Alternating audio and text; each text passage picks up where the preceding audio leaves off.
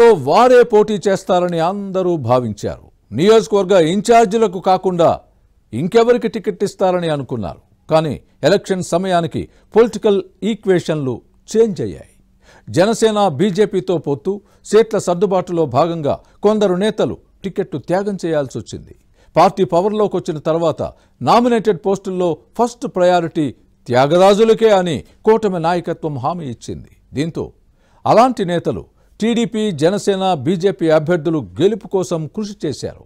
ఎన్నికల్లో సీట్లు త్యాగం చేసిన నేతలు ఇప్పుడు పదవుల కోసం ఎదురు చూస్తున్నారు. ఇంతకీ ఎవరా త్యాగరాజులు, ఏ జిల్లా, ఏంటా కథ? Let's watch the story.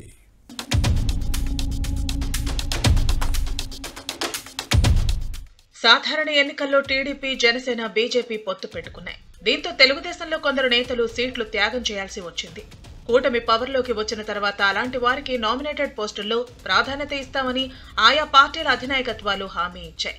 ఇలాంటి నేతలు ఇప్పుడు పోస్టులపై ఆశలు పెట్టుకున్నారు.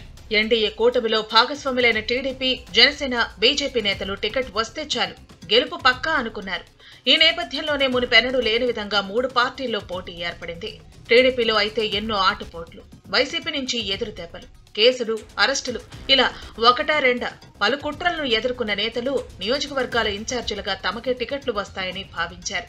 కానీ పొత్తులో భాగంగా కొందరు నేతలు సీట్లు త్యాగం చేయాల్సి వచ్చింది. విజయనగరం జిల్లాలో ఇలాంటి వారు 3 ఉన్నారు. పార్టీ ఆవిర్భావం తర్వాత నెల్లిమర్ల నియోజకవర్గంలో ఎక్కువసార్లు టీడీపీనే గెలిచింది. పతివాడ నారాయణస్వామి 7 సార్లు ప్రాతినిధ్యం వహించడంతో పాటు మంత్రిగా పనిచేసి నియోజకవర్గంపై చెరగని ముద్ర వేశారు.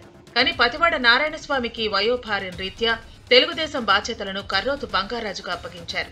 నియోజకవర్గం ఇన్ఛార్జి అవ్వకముందు నుంచి గుడులు, బడులకు వెళ్లి చేతి చమురు బాగానే వదిలించుకున్నారు ఈ నేత. స్థానిక సంస్థ ఎన్నికల్లో కూడా తన సత్తా ఏంటో నిరూపించారు బంగారాజు. పార్టీ కార్యక్రమాలకు అండగా నిలిచారు. వీరితో పాటు నెల్లిమర్ల, డెంకాడకు చెందిన మరికొందరు నేతలు కూడా కాస్తో కూస్తో ఖర్చు చేశారు. అయితే అందరూ బంగారాజుకే టికెట్ వస్తుందని భావించారు. చంద్రబాబు నాయుడు, లోకేష్, అచ్చెన్నాయుడు సైతం కర్రోతు కుటుంబం వైపే మొగ్గు చూపారు.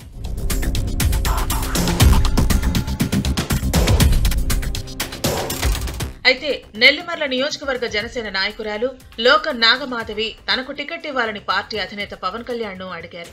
దీంతో ఈ స్థానం రాజకీయ ముఖచిత్రం మారిపోయింది. పొత్తు ధర్మాన్ని పాటించి ఈ సీటును జనసేనకే కేటాయించింది టీడీపీ అధినాయకత్వం. దీంతో తెలుగుదేశం కేడర్ అధిష్టానం నిర్ణయాన్ని వ్యతిరేకించాయి. ఇక్కడ జరిగిన ఆందోళనలతో ఇన్ఛార్జి బంగారాజు వైఖరి జిల్లాలోని టీడీపీ నేతలతో పాటు పొలిటికల్ పరిశీలకులను ఆశ్చర్యానికి గురిచేసింది. తనకు టికెట్ రాదని తెలిసిన తర్వాత పార్టీ నిర్ణయాన్ని వ్యతిరేకించడం కానీ, నిరసన వ్యక్తం చేయడం కానీ చేయలేదు. అధిష్టానం నిర్ణయానికి కట్టుబడి ఉంటానని ప్రకటించారు. కానీ పార్టీ అధినాయకత్వం ఆదేశానికి కట్టుబడి జనసేన అభ్యర్థి నాగమాధవి గెలుపు కోసం కృషి చేశారు. ఎన్నికల ప్రచారానికి వచ్చిన చంద్రబాబు, లోకేష్, జనసేనాని పవన్ కళ్యాణ్ బంగారాజుకు మంచి భవిష్యత్తు ఉంటుందని హామీ ఇచ్చారు. దీంతో ఈ నేతకు ఏ పదవి ఇస్తారోనని అనుచరుల్లో ఆసక్తి నెలకొంది.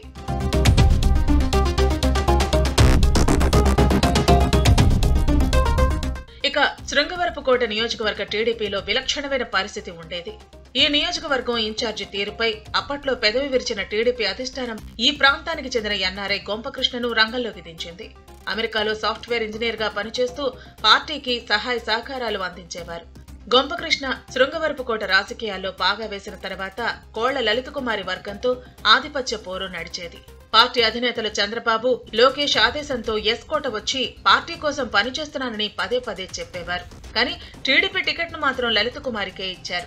దీంతో గొంపకృష్ణ అనుచరులు డీలా పడ్డారు. ఒక దశలో ఈయన్ను స్వతంత్ర అభ్యర్థిగా బరిలో దింపాలని భావించారు. ఈ నియోజకవర్గం విశాఖ పార్లమెంటు స్థానం పరిధిలోకి వస్తుంది. వైసీపీ తరపున బొత్స ఝాన్సీ లోక్సభకు పోటీ చేశారు. ఈమె భర్త అప్పటి మంత్రి బొత్స సత్యనారాయణ అసమ్మతిని ప్రోత్సహించారని గ్రహించిన తెలుగుదేశం అధినాయకత్వం గొంపకృష్ణను బుజ్జగించింది.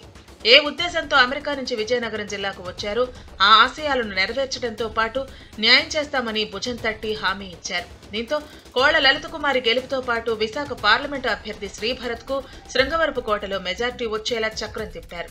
పార్టీ అధినాయకత్వం తమ నేతకు ఏ పదవి ఇస్తుందోనని ఈయన అనుచరులు ఎదురు చూస్తున్నారు.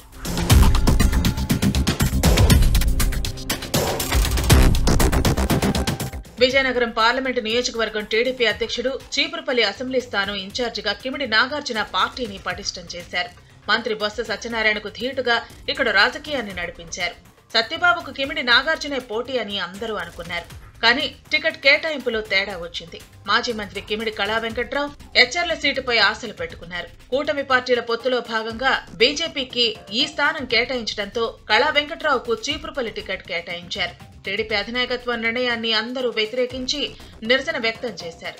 ఈ క్రమంలోనే పార్టీ కార్యాలయంలో ఫర్నిచర్ను సైతం దహనం చేశారు. అయితే పార్టీ అధినేత చంద్రబాబు నాగార్జునకు నచ్చజెప్పారు. బొత్స సత్యనారాయణ వంటి నేతను ఎదుర్కొనేందుకు కళా వెంకట్రావు పోటీ చేయడం తప్పనిసరి అని ఈ నేతకు వివరించారు. దీంతో నాగార్జున సేవలను విస్తృతంగా ఉపయోగించుకునే క్రమంలో విజయనగరం, శ్రీకాకుళం జిల్లాల టీడీపీ స్టార్ క్యాంపెయినర్ గా నియమించారు. చీపురుపల్లితో పాటు పలు నియోజకవర్గాల్లో పార్టీ అభ్యర్థుల గెలుపు కోసం కృషి చేశారు. దీంతో నాగార్జునకు కూడా తగిన గుర్తింపు లభిస్తుందని అనుచరులు ఎదురు చూస్తున్నారు.